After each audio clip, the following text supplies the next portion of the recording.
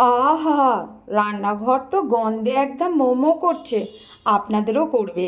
কি সেটা? এঁচোড় চিংড়ি, গরমের একটা অমৃত খাবার। আপনারা নিশ্চয়ই সবাই করেন, আমিও করলাম, কিন্তু একটি ইউনিক পদ্ধতিতে। আমি পারমিতাস ইউনিক ওয়ার্ল্ডের পক্ষ থেকে আবারও আপনাদের সামনে হাজির হয়ে গেছি একটা নতুন রেসিপি নিয়ে। চলুন ঝটপট নোটবুক কিন্তু রেডি করে রাখুন। কি কি দিলাম তাড়াতাড়ি কিন্তু নোট করে রাখবেন। আর শুধু নোট করে রাখলেই চলবে না, সেটাকে বানাতেও হবে আর কমেন্ট করে আমাকে জানাতে হবে যে কেমন হলো। আর তার সঙ্গে লাইক, কমেন্ট, শেয়ার আর সাবস্ক্রাইব তো অবশ্যই করবেন। চলুন দেখে নিই তাড়াতাড়ি। জন্য প্রথমে আমাদের লাগছে এঁচোড়। এখন সবে এঁচোড় উঠছে, দেখুন খুবই কচি এঁচোড়টা। এটা কিন্তু খুবই সুন্দর খেতে লাগবে। তো এঁচোড়টাকে প্রথমে ছোট ছোট টুকরো করে নিই, তারপর এটাকে সেদ্ধ করব। চলো, এখন কিন্তু এঁচোড়গুলো আমি ছোট ছোট টুকরো করে নিয়েছি সেদ্ধ করবার জন্য। আর জলে সামান্য নুন আর একটু হলুদ দিয়েছি। হলুদটা দিলে এঁচোড়গুলো কালো হয়ে যাবে না সেদ্ধ করার পর। তো চলুন 5-10 মিনিট হাই ফ্লেমে এঁচোড়টাকে আমরা সেদ্ধ করে নেব। খুব ভালো মতনভাবে দেখুন সেদ্ধ হয়ে গেছে। পুরোটা এখনও বাকি আছে সেদ্ধ হতে, কারণ এটা আরও মশলার সাথে কষবে।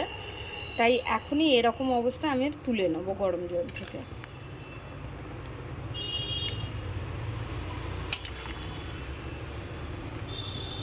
পর কড়াইতে তেল গরম করতে দিয়ে দিয়েছি, আর আমি নিয়েছি কতগুলো চিংড়ি মাছ। সেগুলো নুন হলুদ মাখিয়ে আমি রেখে দিয়েছিলাম। এবারে এগুলোকে খুব ভালো মতনভাবে ভেজে নেব।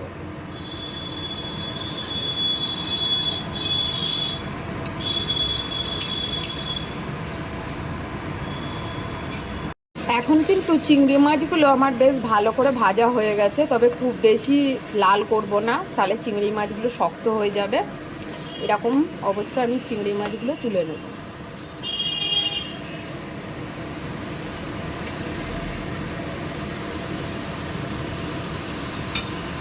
এই তেলেই আমি একটা তেজপাতা আর কিছুটা গোটা জিরে ফোড়ন দিয়ে দেবো।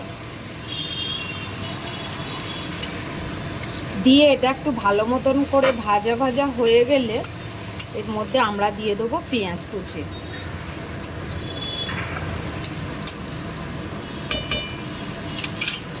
আমি এখানে দুটোর মতন পেঁয়াজ কুচি নিয়েছি। পেঁয়াজটা ভালো করে লাল লাল করে ভেজে নেব।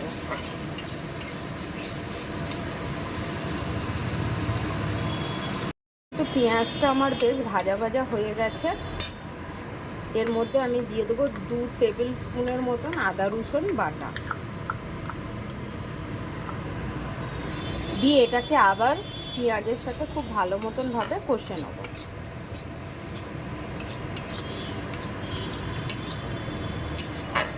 আর এর সাথে দিয়ে দেবো দুটোর মতন টমেটো কুচি।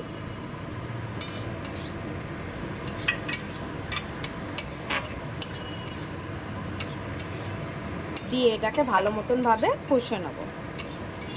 এখন কিন্তু মশলাটা আমার বেশ ভালো মতনভাবে কষানো হয়ে গেছে। এর মধ্যে আমি দিচ্ছি একটা আলু ছোট ছোট করে কেটে রেখা। আলুটাকে দিয়ে আমি এখন মশলাটাকে কষবো।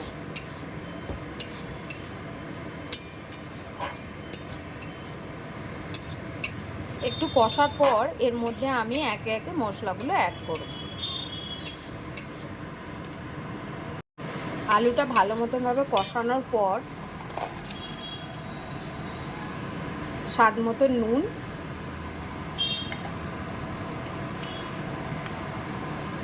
1 চামচ হলুদ গুঁড়ো, 1 চামচ লঙ্কা গুঁড়ো। আপনারা যতটা ঝাল পছন্দ করেন সে ততটাই ঝাল ব্যবহার করবেন।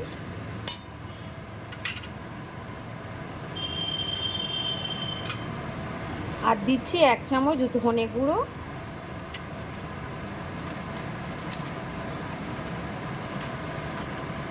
1 চামচ জিরে গুঁড়ো,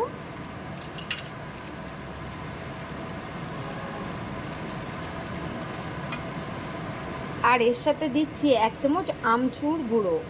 এটা দিয়ে দেখবেন টেস্টটা কিন্তু অসাধারণ লাগে। এরপরে সব মশলাগুলোকে দিয়ে আমি খুব ভালো মতনভাবে এটাকে কষিয়ে নেবো যতক্ষণ না পর্যন্ত তেল ছেড়ে আসে। এখন কিন্তু মশলাটা আমার বেশ ভালো করে কষানো হয়ে গেছে, খুব সুন্দর একটা গন্ধ বেরিয়েছে। এরপরে আমি যে সেদ্ধ করা এঁচড়গুলো ছিল সেগুলো দিয়ে আমি এবারে মশলাতে আর একবার কষিয়ে নেব।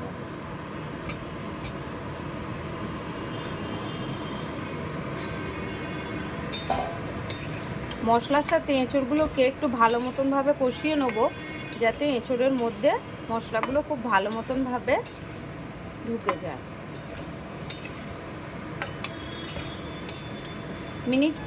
মিনিট 5-10 আমি এরমভাবেই এটাকে কষবো, তারপরে এতে অল্প পরিমাণে জল অ্যাড করব।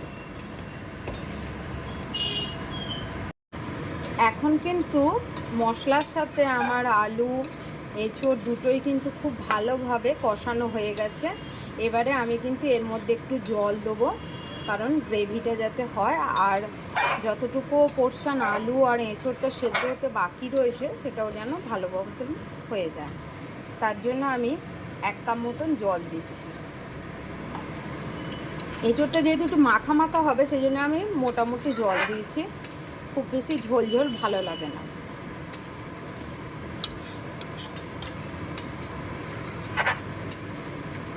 এখন এরমভাবে আমি এটাকে ফুটতে দেবো ভালোভাবে সেদ্ধ হওয়ার জন্য।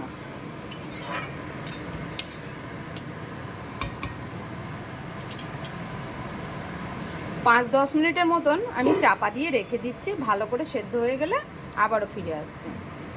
আমাদের এটা সম্পূর্ণ রেডি। এবারে আমি চিংড়ি মাছগুলো এর সাথে অ্যাড করে দেবো, দিয়ে 5 মিনিট মতন ফুটিয়ে নেব।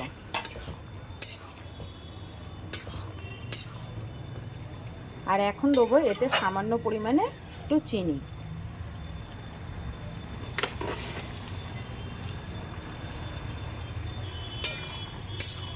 দিয়ে একটু নেড়ে নিচ্ছে।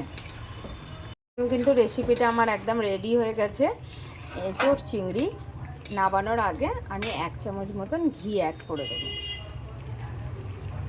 গরম ভাতে পরিবেশন করবার জন্য একদম আইডিয়াল।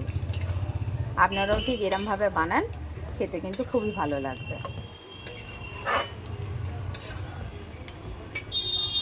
এখন কিন্তু রেডি হয়ে গেছে আমাদের সেই এঁচড় চিংড়ি।